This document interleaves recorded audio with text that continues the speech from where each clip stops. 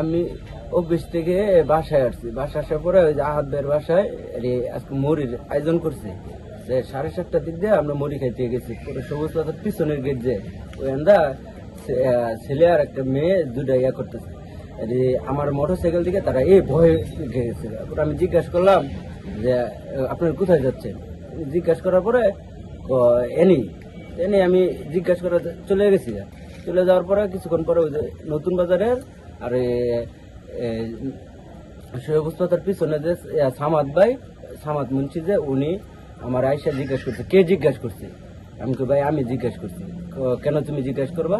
আমি ভাই সবুজ পাতার পিছনে দুইটা একটা ছেলে আর একটা মেয়ে ইয়া করতেছে, আমি জিজ্ঞাসা করতে পারি না, আমি এলাকার ছেলে। এই কথা জিজ্ঞাসা করার পরে কিছুক্ষণ পরে আবার তার আয়সা আমার মনে করেন মোহ আর হচ্ছে আর ঘুষি আর ঘুষি একদারে মনে করেন ঘুষি। আমি তো ওইটারও আমি চিনি না। পরে বললো তার বাড়ি নতুন বাজার। পরে আমি বলছি ভাই আপনি জানগা, অনেক কথা জিজ্ঞাসা করছেন, আপনি আমার শ্বশুর বাড়ি ইয়াতে জানগা।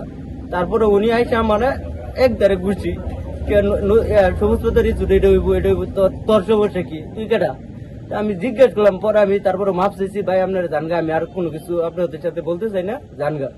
আইসা পরে আবার তো ঘুষি আর ঘুষি মুহের ভিতরে মনে করেন আমার নাক দিয়ে রক্ত চক্ত বার করে লাইছি। এরপরে আমি শ্রীপুর হসপিটালে গেছি, হসপিটাল থেকে এই যে প্রাথমিক চিকিৎসা করে আমি আসছি। 2জন। কয়টার দিকে? 7:30। বন্ধু বান্ধব মিলে করছি, তারাও দাওয়াত দিছি যে আসো আমরা একটা মুড়ি পাখি করি। কিন্তু সে আসতেছে, আসার সময় আমার বাড়ির পিছনে গেটে ওখানে দুইটা মেয়ে মনে ঢুকতেছিল। তখন সে মনে জিজ্ঞাসা করছিল তাদেরকে যে আপনারা কে করেছে।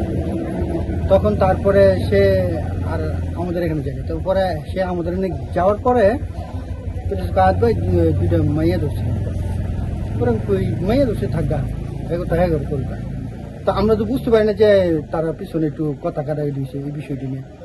তারপরে আসছে ওই লোকটা আসছে, নাম কি দেলোয়ার আর সামাদ ভাই আসছিল। সামাদ ভাই জিজ্ঞেস তোমরা মানুষ যাবে রাস্তা দিয়ে চলাফেরা করবে, তোমরা জিগাইবে এখানে। তোর বুঝতে পারছি সমস্যা নেই। পরে ওই ইয়াটা ছেলেটা এসে তারা তো মারধর শুরু করছে, মারধর করছে। আমি নিজে ফিরাইছি, আমি নিজেও দুইটা ঘুষি গেছি। 7:30 মানে ওরা কি রিসোর্টের ভিতরে গেছিল না সাইডে? না ওইটাও আমরা দেখি নাই, ঢুকতেছে গেট খোলা। আমি তো জিজ্ঞাসা করছি, একটা আমার দেখে তারা ভয়ে সামনে যাইতেছে। মূলত ঘটনাটা এটাই, আমরা তো পরোক্ষভাবে ছিলাম না, পিছনের ঘটনা। ওনা হলো আমার বাস্তি জামাই। আসলে যে ঘটনা ঘটছে এটা এলাকা ওর আগে ওদের একটা ঘটনা ঘটছে। আগে ওদের একবার তার এইভাবে মানুষের কাছে হয়রানি হইতেছে মেয়ে সংক্রান্ত ব্যাপারে। আমি সকলের কাছে প্রশাসনের দৃষ্টি আকর্ষণ করছি যে এটা খতিয়ে দেখে তার দৃষ্টান্তমূলক শাস্তি দাবি করছি। এই দেলোয়ার একটা দুর্দন্ত লোক, এই জন্য প্রশাসনের সকলের কাছে দৃষ্টি আকর্ষণ করে দৃষ্টান্তমূলক শাস্তি দাবি করছে।